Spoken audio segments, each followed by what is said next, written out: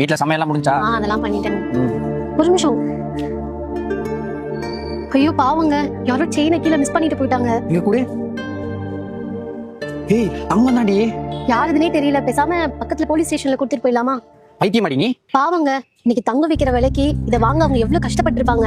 Correct தான். ஆனா தங்கத்தை வாங்கணும்னா இதை பத்திரமா பாத்துருக்கணும். இதுல நம்ம தப்பு என்ன இருக்கு? நான் புடி பேக்குள்ள போடு. பாப்போனா என்ன ஏதோ தேடுறாரு. தாத்தா என்னாச்சு, என்ன தேடுறீங்க? தம்பி ரோடு ஏதாவது செயின் பார்த்தியாப்பா? சீனா இல்ல எதுவும் பார்க்கலையே. இல்லை தம்பி, என் பொண்டாட்டிய ஹாஸ்பிட்டல்ல சேர்த்திருக்கேன். அவளுக்கு ஆபரேஷன் வச்சு நாளைக்கு பணம் கட்ட சொல்லியிருக்கான். கையில காசு இல்லை. அவ கழுத்துறையில செயின் எடுத்து காசு வாங்கலான்னு செயின் எடுத்துட்டு வந்து வர வழியில அது செயினை எங்க தொலைச்சிட்டப்பா.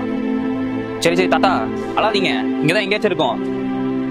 அது செயின் மட்டும் இருந்தாதான் என் பொண்டாட்டியை நான் காப்பாற்ற முடியும். ஐயோ, இந்த செயினை எங்க தொலைச்சிட்டேன். இந்த செயினை எங்க தொலை. தாத்தா அழாதீங்க தாத்தா.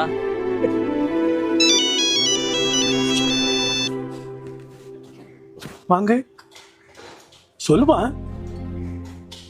ஆமாம்மா, நான் அந்த செயினை நகைக்கடையில் விற்கலாமா வந்திருக்கேன். சரிம்மா. ஏமா உனக்கு இட்லி வேணுமாம்மா? வரும்போது வாங்கிட்டு வரமா? பயப்படாதம்மா, நான் சீக்கிரம் வந்துடுறேம்மா. சீக்கிரம் வந்துடுறேன். ஏங்க, இந்த செயின் அந்த தாத்தா கிட்ட கொடுத்துட்டு வந்துடுறேங்க. பார்க்கவே பாவமா இருக்கு. ஏய் இவ்வளவு நல்லா வளர்ந்து உங்களுக்கு கிடைக்க போதே. அந்த செயின் மட்டும் கொடுத்துட்டு வந்த வீட்டுக்குள்ளே விட மாட்டேன்.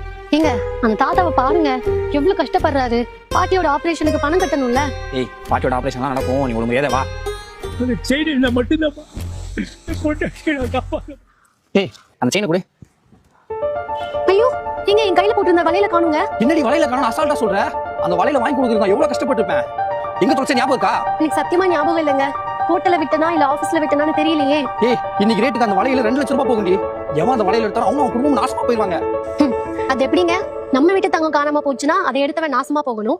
அதுவே அடுத்தவங்களோட தங்கம் நமக்கு கிடைச்சதுன்னா அது அதிர்ஷ்டம் இல்ல. அந்த வலையில இல்லைன்னா கூட நமக்கு பிரச்சனை இல்ல. ஆனா அந்த தாத்தா அவங்க ஒய்ஃப் ஆபரேஷனுக்கு வச்சிருந்த செயினை தொலைச்சிட்டு அழுதுட்டு நின்றுட்டு இருக்காரு. நீங்க இப்படி மனசாட்சியே இல்லாம நிக்கிறீங்க. ஏய் இப்ப வலையில என்னடி பண்றது? ஒன்னும் பயப்படாதீங்க, அந்த வலையில என்கிட்டதான் இருக்கு. அடுத்தவங்களோட பொருள் கீழே கடந்து அதை நம்மளே வச்சுக்கிறது ரொம்ப பெரிய தப்பு. ஒண்ணு அவங்களை தேடி போய் அதை கொடுக்கணும், இல்ல போலீஸ் ஸ்டேஷன்ல போய் கொடுக்கணும். அதுதாங்க கரெக்ட். உங்க பொருள் காணாம போன உடனே இவ்ளோ டென்ஷன் ஆகுறீங்க. இங்க எல்லாரும் காசை கஷ்டப்பட்டு தான் சம்பாதிக்கிறாங்க. கீழ இருந்து எடுத்த அடுத்தவங்களோட பொருள் அடுத்தவங்க பொருள் தான். அதுக்கும் நமக்கும் சம்பந்தமே இல்ல. மனுஷடி நீ அடுத்தவங்க பொருள் காசே பண்ண மாட்டேன். ஃபர்ஸ்ட் இந்த செயின் அந்த தாத்தா கிட்ட போய் கொடுத்துட்டு வாங்க.